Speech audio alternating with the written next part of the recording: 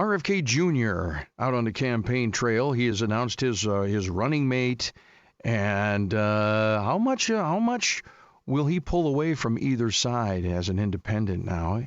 He said the other day a Biden presidency would be much worse of a threat to democracy than Donald Trump, which I thought was quite interesting. Joining us now, we'll chat about that and other things. A political strategist, commentator at Young Voices, Juan Pablo Villasmil, joins us right now. Hey, Juan, how are you? Hey, how are you? I'm good.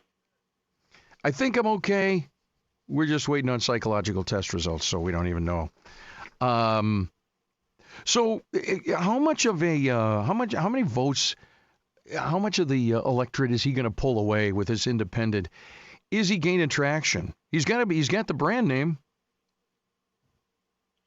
He definitely does. I think RFK Jr. is playing a really interesting game, again, with his name, but also with his messaging.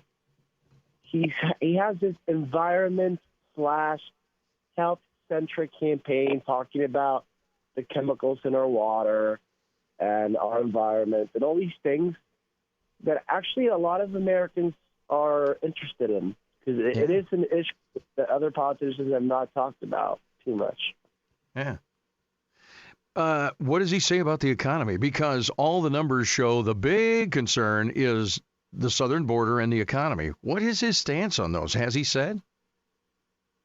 Well, he talks about being a capitalist and fighting, big corporations. So I think, in a way, the issue with Kennedy is that we don't really know his full scope of policies isn't exactly clear, because a lot of people assume that, he is quite conservative compared to the traditional Democrat. But I think in many regards, he is a traditional Democrat. And I think in economics, that might be true too. So he was on out front on CNN the other day, and he actually said that Joe Biden is much worse of a threat to democracy than Donald Trump. And did he get specific? How so?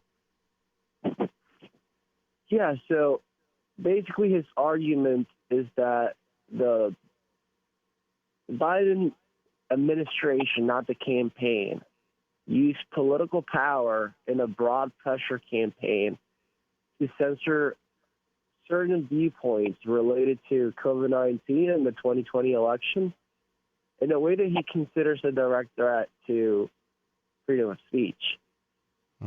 And,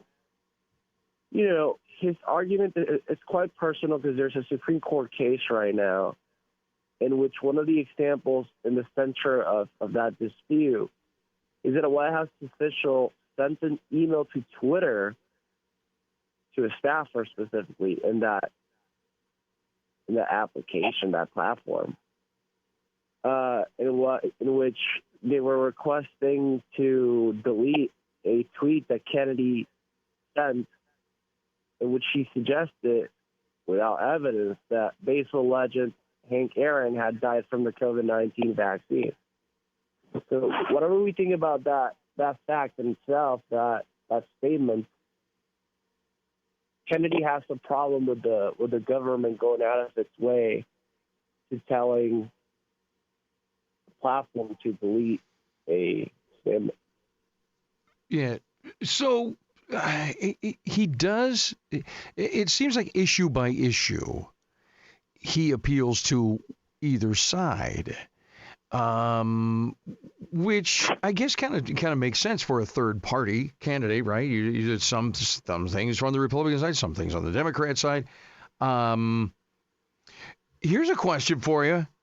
What do you think of this? I know there's zero chance of it, but Donald Trump has not announced a running mate. How weird would it be? Weirder things have happened, and it's an odd election cycle. Everybody says, and it's, you know where I'm going with this.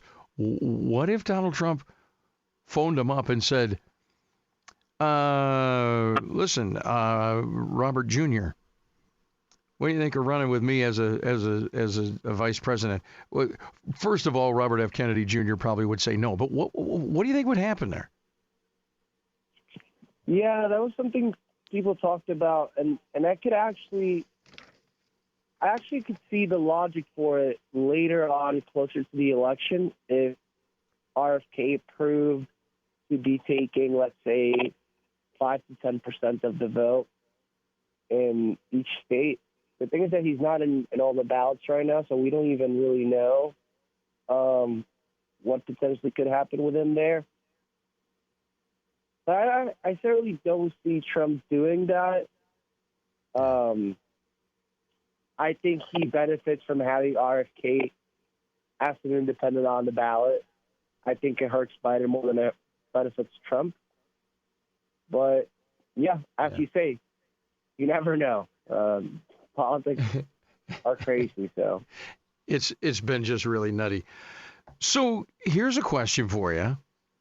Then, what about a cabinet position? See, my friend Randy, he's the one who brought up to me. He said, "What do you think? You think he thinks that it would be a great idea if Donald Trump went and asked Robert F. Kennedy Jr.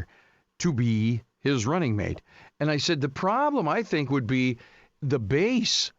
Donald Trump's base. I just didn't think would have any of it. There's a certain number, probably a lot of them, that would go, whatever he says, they're going to go, yes, great idea. But I think there's a bunch that would go, can't stomach that. But I think they'd be more open to a cabinet position of some kind. Huh? I think so too. In regards to the cabinet positions, I think. I think Trump has the chance to play an interesting game, promising different cabinet positions to different people from different factions within the GOP to broaden his appeal. Like I know there has been talk about Trump, for instance, offering cabinet positions to Vivek Ramaswamy, which is an interesting way for him to appeal some of the folks that liked him.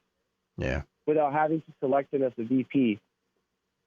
So you can certainly do that with different folks. Well, we're about up on time. Juan Pablo Villasmil, he's a political strategist, commentator with Young Voices. It's an interesting thing. Robert F. Kennedy Jr., there's things to like, there's things to dislike, but that's a third-party candidate, right? And maybe America's ripe for that. Maybe we're getting more and more ripe for that. We will see. But we appreciate your time. We're up on time. We got to get to news. But thanks a lot. We'll talk again soon. Thank you. All right. 1320 WILS.